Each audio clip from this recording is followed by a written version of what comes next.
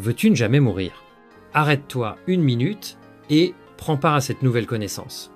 Celui qui veut être immortel, ou qui souhaite trouver l'immortalité, selon la recommandation dans Romains 2, verset 7, doit accomplir 3 choses essentielles. Je suis Michael Fabien Mezendoum, fils du Seigneur Jésus choisi pour annoncer l'immortalité aux hommes au travers de l'Évangile, avec la participation de C. Mariel Zamobamé. Il n'y a que 3 choses à faire pour être immortel. Cela dit, ne jamais mourir. 1. L'Évangile. La parole du Seigneur Jésus-Christ. La première, la plus importante, est l'Évangile, qui est la parole du Seigneur Jésus-Christ. Il faut prendre l'Évangile et le comprendre tel qu'il est écrit, sans interprétation ni modification humaine. 2 Timothée 1, verset 10, affirme clairement que Jésus-Christ a détruit la mort et a mis en évidence la vie et l'immortalité par l'Évangile, et qui a été manifesté maintenant par l'apparition de notre Sauveur Jésus-Christ, qui a détruit la mort et a mis en évidence la vie et l'immortalité par l'Évangile. L'Évangile est donc la clé de l'immortalité, et celui qui veut être immortel doit s'y conformer sans altérer le message divin. 2. Fuir l'impudicité. Un danger pour le corps. La deuxième chose est de fuir l'impudicité, car parmi tous les péchés, celui-ci est le plus dangereux pour le corps. 1 Corinthiens 6, versets 18 à 20 nous met en garde. Fuyez l'impudicité. Quelque autre péché qu'un homme commette, ce péché est hors du corps. Mais celui qui se livre à l'impudicité pêche contre son propre corps.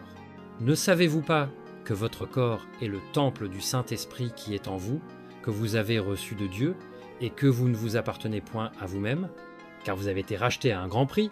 Glorifiez donc Dieu dans votre corps et dans votre esprit, qui appartiennent à Dieu.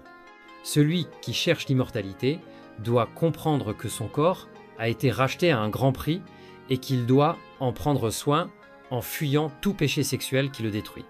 3. L'alimentation originelle. Ne pas manger ce qui a une vie sensible. La troisième chose, tout aussi essentielle, est l'alimentation. Celui qui veut être immortel doit revenir à l'alimentation initiale et divine, celle que Dieu a donnée à l'homme dès la création. Genèse 1, verset 29 dit « Et Dieu dit, voici, je vous donne toute herbe portant de la semence et qui est à la surface de toute la terre et tout arbre ayant en lui du fruit d'arbre et portant de la semence. Ce sera votre nourriture. » Il est clair que Dieu n'a jamais donné à l'homme des animaux comme nourriture, mais uniquement des aliments issus de la terre. Manger des animaux, des poissons ou toute autre créature vivante signifie participer à la mort, ce qui est contraire à la promesse de l'immortalité.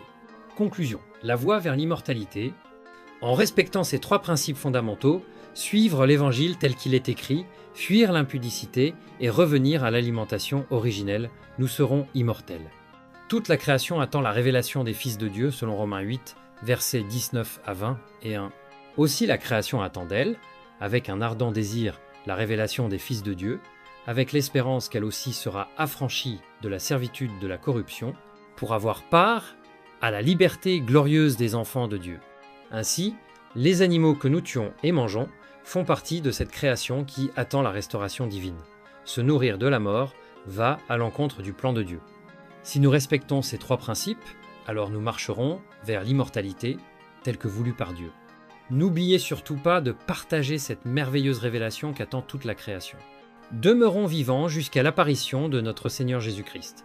À Jésus soit toute la gloire, l'honneur et l'immortalité. Amen.